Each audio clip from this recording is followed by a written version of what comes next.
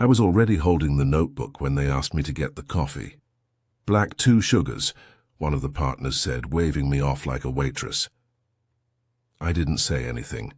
I nodded and walked toward the Nespresso machine in the corner of the floor-to-ceiling glass conference room, where the sunlight hit all the grey-haired men just right, like it had been designed to shine on them, not me. "Thanks, sweetheart," another one murmured as I poured the espresso. "Sweetheart." They still didn't know my name. Didn't matter that it was on the email thread. Didn't matter I'd been CC'd on the project from day one. Didn't matter I had a Harvard MBA and turned down Bain and McKinsey to be here. To them, I was the girl with the nice smile who always showed up early and never corrected them. But I remembered. I remembered every time I opened my mouth in that first week and got talked over. Every time I made a suggestion, and someone nodded politely and then repeated it louder 5 minutes later, like it was their own.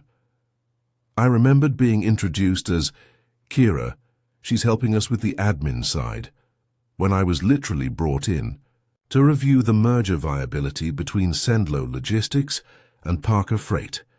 I'd already drafted the internal integration audit for fun.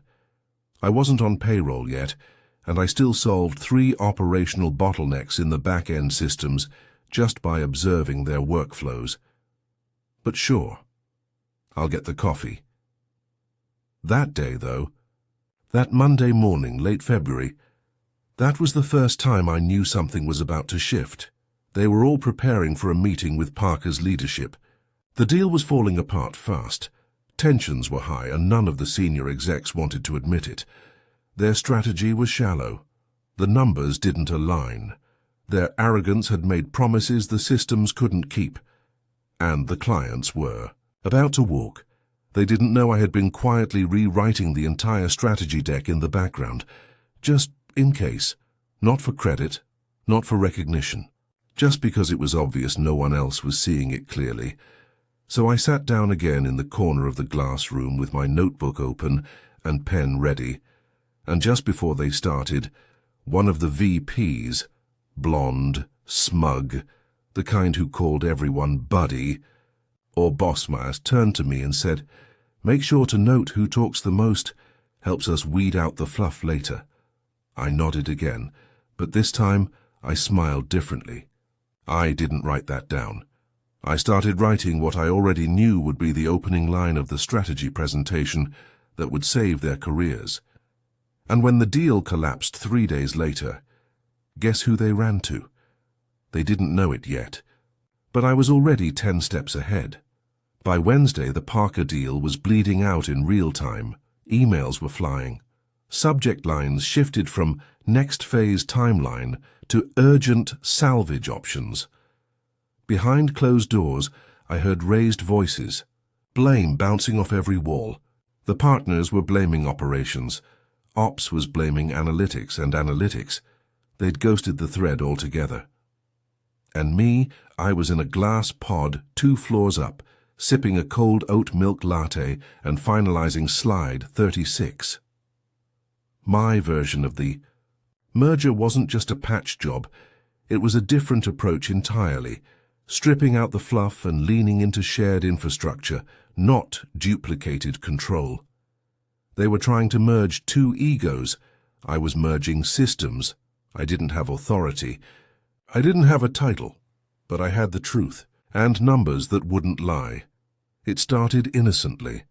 I uploaded my version of the deck to the shared drive, hidden under a safe name, Alt-Pitch Draft K. No one ever checked anything with a K in it. They thought it meant Kyra's notes. They thought I was the admin assistant. I wasn't mad, I was watching. Because the thing about being underestimated, about being mistaken for the help, is that no one sees you coming. Friday afternoon, I was summoned. "Hey, can you pop into 10C for a sec?" It was Brian, the smug VP with the trophy wife, LinkedIn banner and the personality of a soggy bagel. I entered quietly. He barely looked up from his laptop. "So," he said, tapping at his keyboard, We've got this all hands with Parker execs Monday morning. Everything's on fire. We need someone to organize the decks. You know, clean them up. Visuals, flow, maybe spell check, that kind of thing. My hands stayed folded in front of me. He glanced at me. You good with that, sweetheart? There, it was again, that word. I smiled, lips pressed tight. Sure, I said. I'll make it sing. He grinned like I'd just offered to iron his shirt, and that weekend I didn't sleep, because while he thought I was smoothing out his mess, I was preparing my pitch, word for word, metric by metric. I knew the real numbers. I'd watched the dashboards, scrubbed the Excel sheets they barely knew how to open. I spoke to junior staff at Parker's Chicago office behind the scenes, just as a friendly check-in. I knew what scared them, and I knew what could save them. Sunday night, 2:17 a.m., I uploaded the new deck.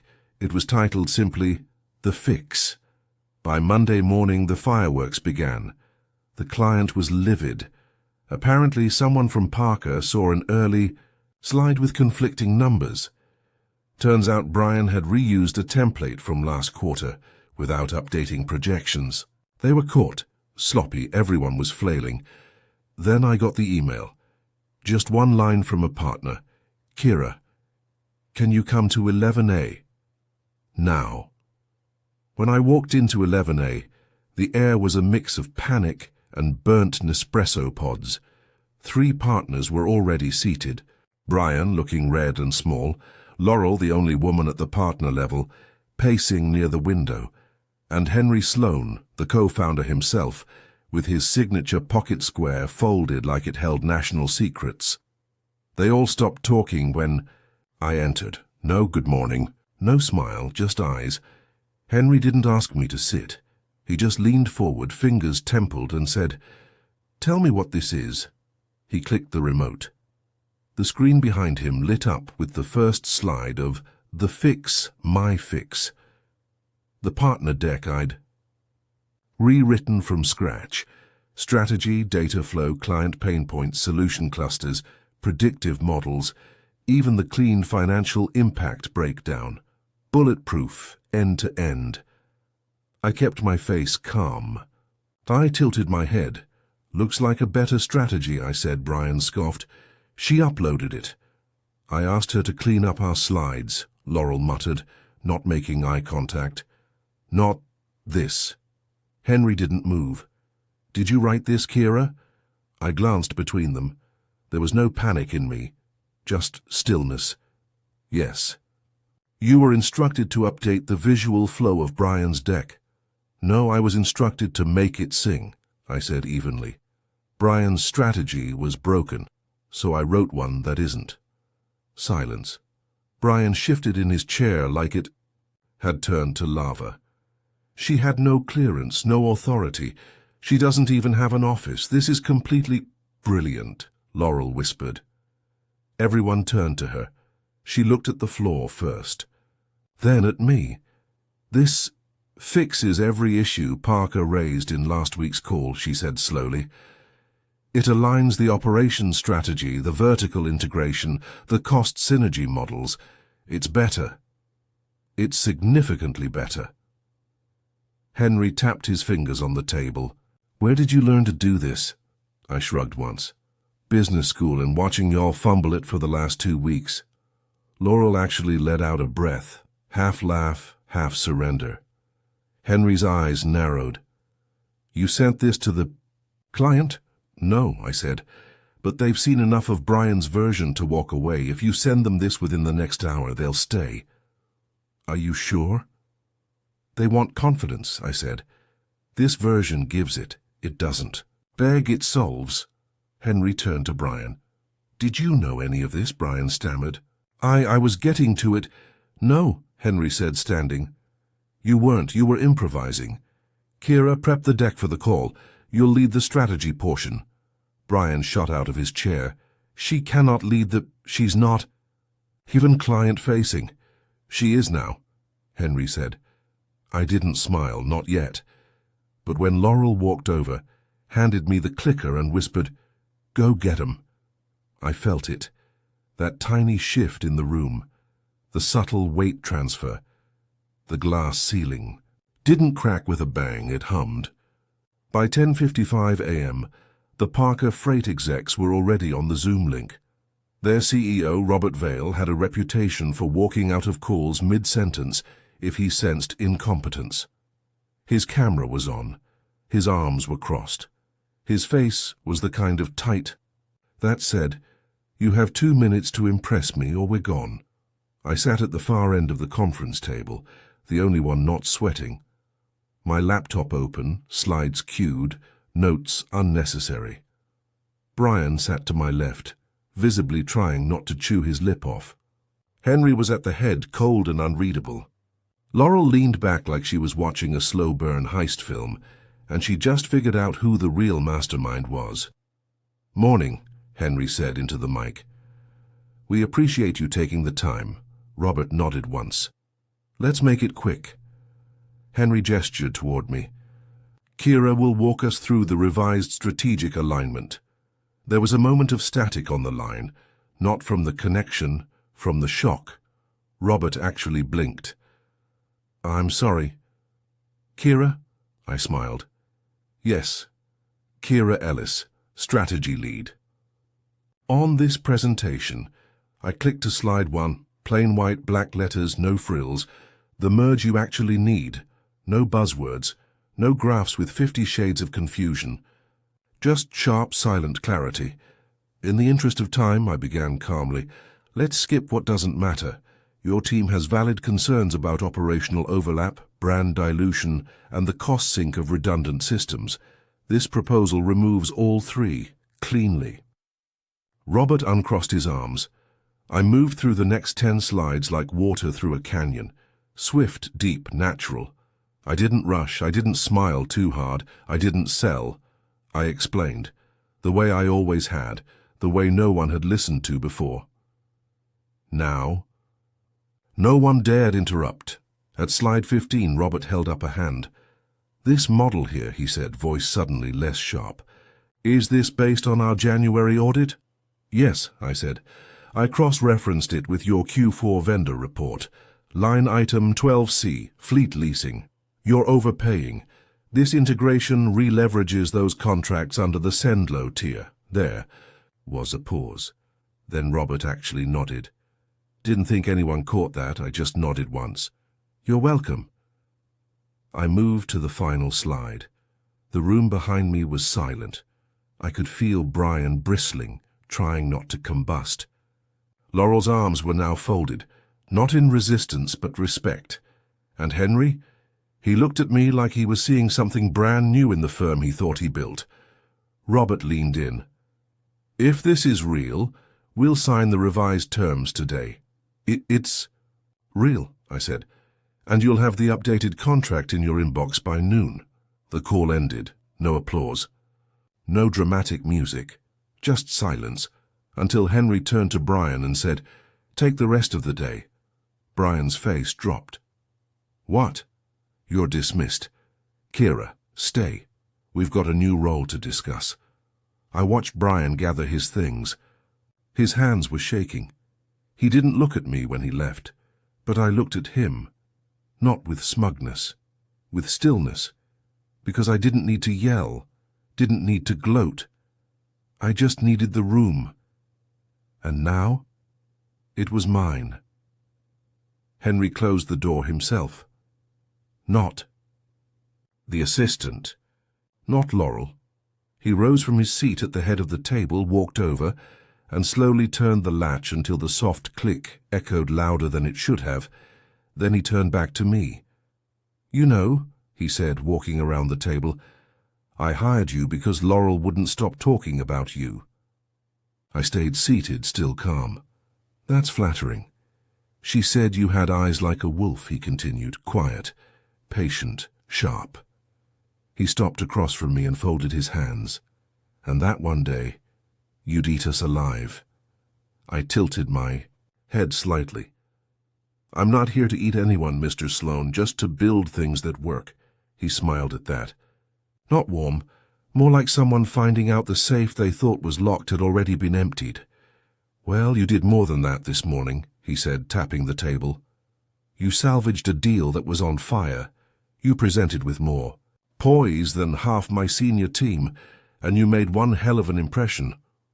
"I'm glad it helped," I said. "It did," he said, "which is why I'd like to offer you an adjustment." He pulled out a chair and sat across from me. "We need someone to lead a new vertical. Internal operations consulting. A team that tells us the truth before we embarrass ourselves. Someone with no loyalty to the old guard. No need to play nice." He looked me in the eye. "I want that to be you." I blinked once. "I don't have a title."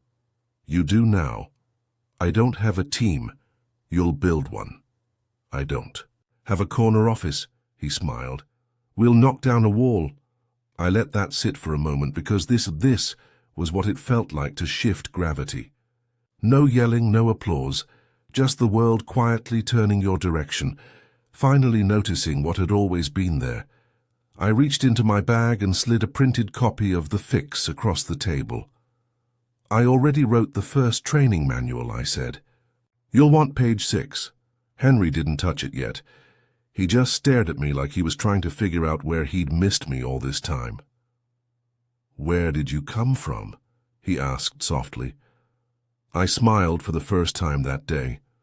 "For real. You hired me." He laughed under his breath, and in that moment I realized this wasn't the top.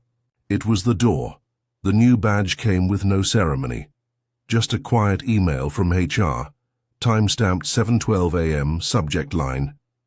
Updated role assignment, Kyra Ellis.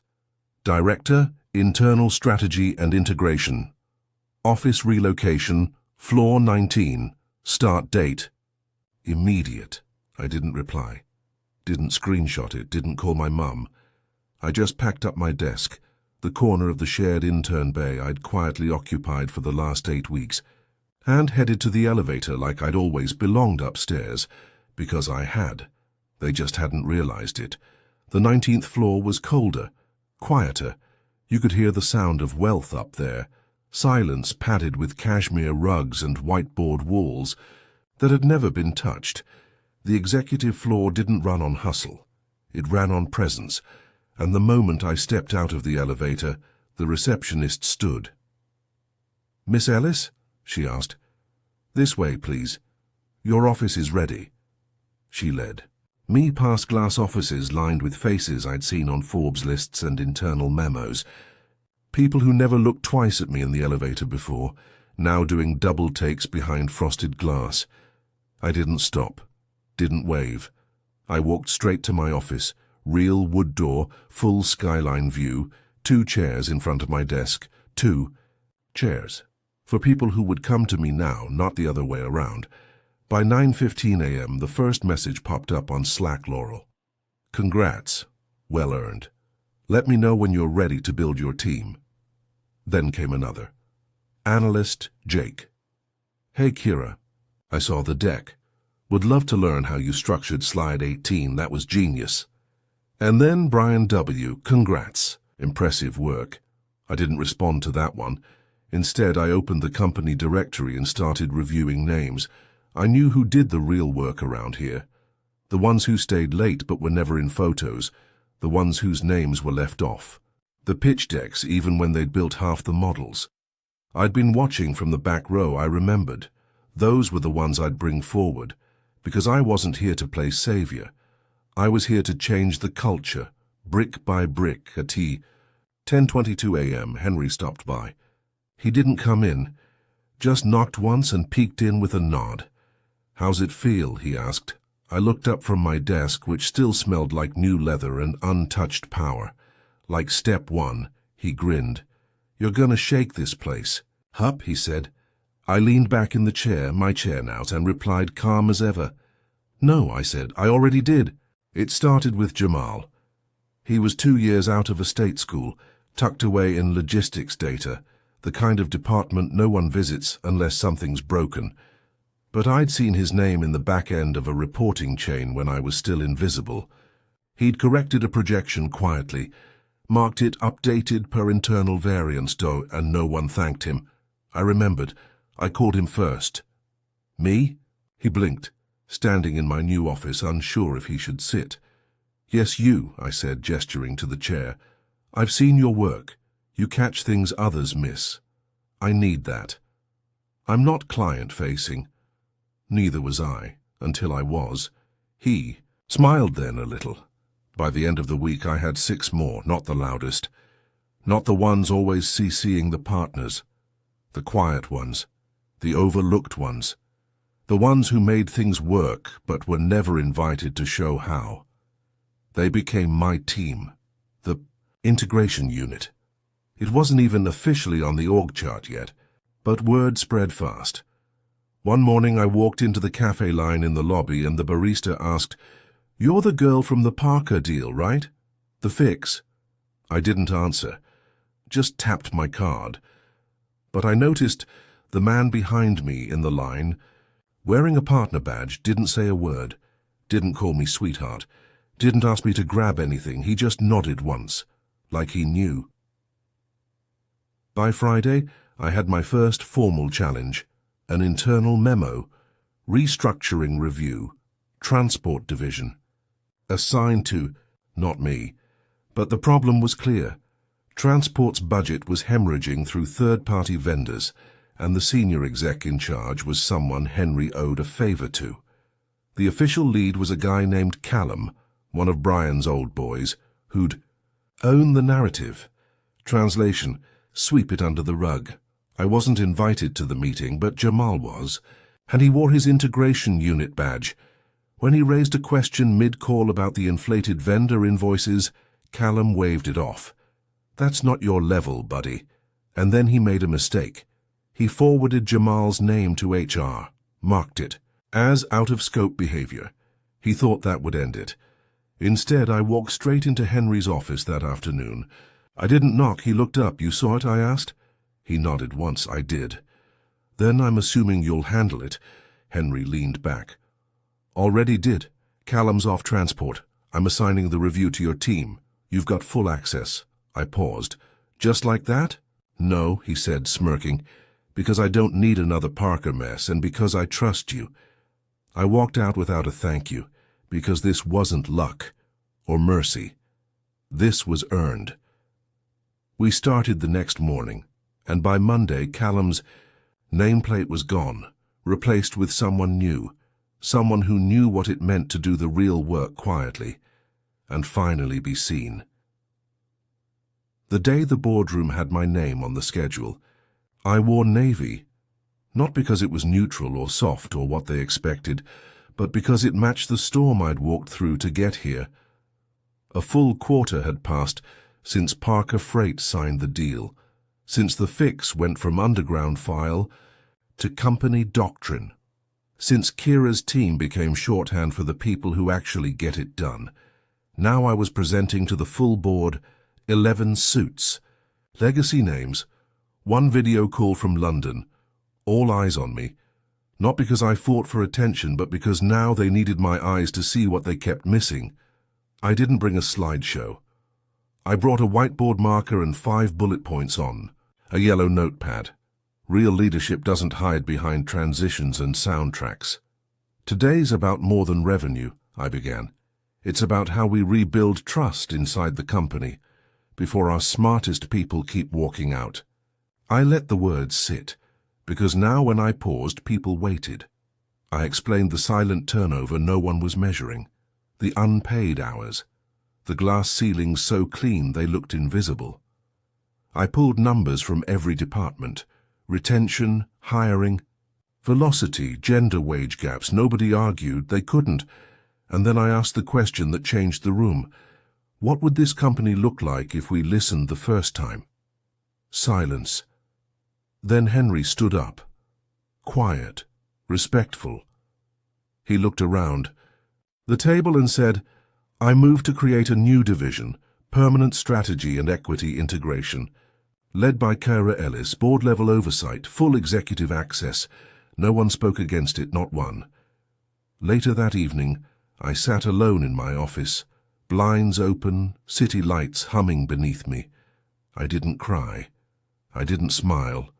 I breathed, for the first time deeply. And then I did something small, something no one else would notice. I rewrote the footer on our department letterhead. Integration isn't just about systems. It's about people. Quay. The next morning, as I walked into the lobby, I saw a new intern juggling coffee trays, trying to stay balanced in heels too big and a jacket not warm enough. A junior partner brushed past her, barely said thank you. You! I walked up behind her, took 2 of the trays off her hands and smiled. They don't know who you are yet, I said. But they will. Her eyes widened. Thank you. Sorry, are you... I nodded. Kyra, she blinked. Kyra, I winked. Let's just say I used to carry coffee too.